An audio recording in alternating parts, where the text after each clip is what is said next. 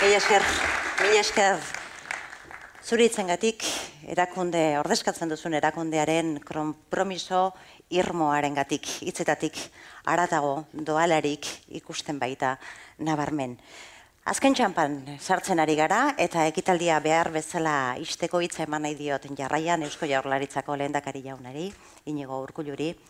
Eskerrik asko, muchísimas gracias lehendakari por acompañar a ETEL esta mañana, por acompañarla siempre y por sus palabras.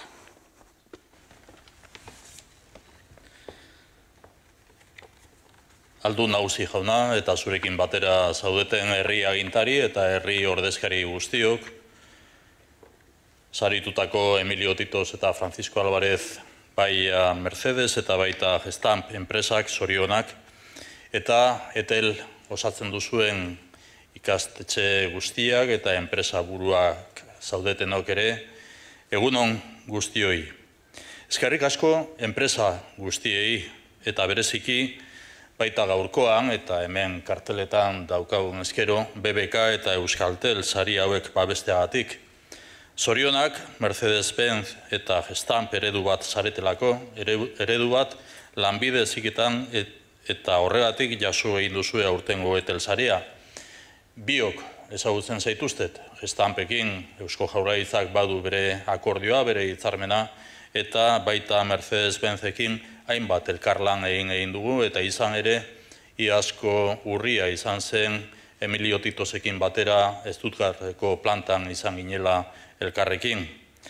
ETEL sariak lanbide heziketarekiko konpromisoa nabarmendu egin nahi du, hala esan egin du Julen bere presidenteak. Beraz, guztion parte hartzea nabarmendu hasiko naiz, azken finean lanbide heziketak guztion elkarlana eskatzen digu. Si algo ha caracterizado a la formación profesional vasca es su dinamismo, proximidad a la empresa y capacidad de adaptación. Este es sin duda un gran activo que tenemos como país y quiero recordar que en la actualidad 38.000 alumnas y alumnos cursan formación profesional en Euskadi. La aprobación por el Gobierno vasco del cuarto Plan Vasco de Formación Profesional se plantea el ambicioso objetivo de convertir este sistema en un soporte vital para nuestro tejido productivo. Lo hace además en ámbitos como la especialización avanzada, la innovación aplicada y el emprendimiento activo. Además, el Gobierno hace meses ya que depositó en el Parlamento Vasco el proyecto de ley de formación profesional. Hoy me van a permitir destacar 3 puntos de vista que ponen de manifiesto la visión de futuro de la formación profesional en Euskadi. Me refiero a la cultura emprendedora, el apoyo a las pequeñas y medianas empresas y la internacionalización. En primer lugar, la formación profesional vasca trabaja de manera muy intensa la cultura emprendedora, una cultura imprescindible para el desarrollo humano. Buscamos que las personas que cursan esta formación sean gerentes de su propia vida, adquiriendo las capacidades necesarias que les permitan desarrollarse como personas primero y como profesionales después. Las personas emprendedoras y que crean empresas participan de manera muy proactiva en la mejora de la competitividad de nuestro tejido productivo. A lo largo de estos 3 años hemos trabajado con más de 30.000 alumnas y alumnos la sensibilización emprendedora.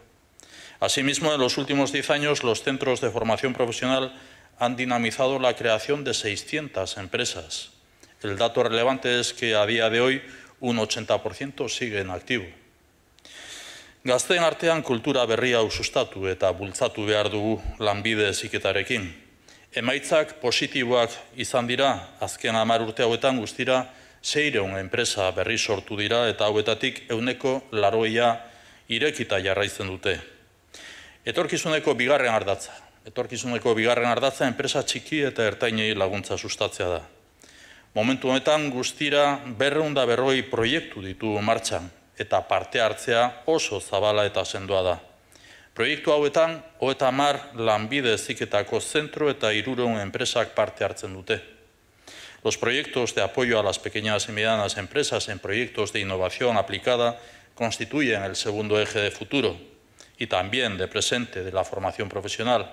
Quiero destacar el compromiso y la colaboración que nos permite mantener a día de hoy un total de 240 proyectos en marcha. Lo importante, además, es que en estos proyectos se encuentran implicados 30 centros de formación y un total de 300 empresas. En tercer lugar, la internacionalización, lo decía la consejera. Hoy en día la formación profesional vasca se desenvuelve en el escenario global y está trabajando en diferentes proyectos con 42 países, 22 de ellos pertenecientes a la Unión Europea y 20 del resto del mundo. Formamos parte, además, de las 3 redes más importantes de formación profesional que existen en Europa y en el mundo.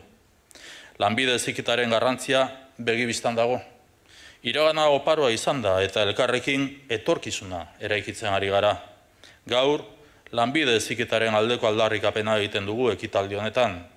Erakundeen eta gu guztion konpromisoa erakusten dugu heziketarekin, enpresarekin, eta bien artean ezinbestekoa den zubigintzarekin.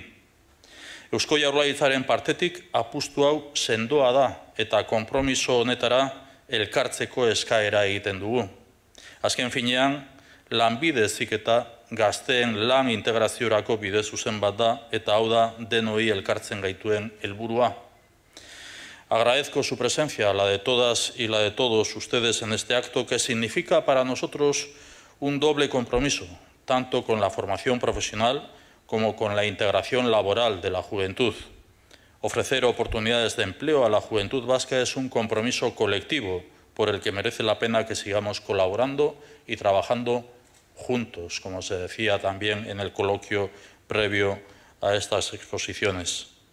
Zorionak saridunei, eskerrik asko etel eta euskal Lanbide Heziketa sustatzen ari zareten guztioi. Egun ona izan dezazuela.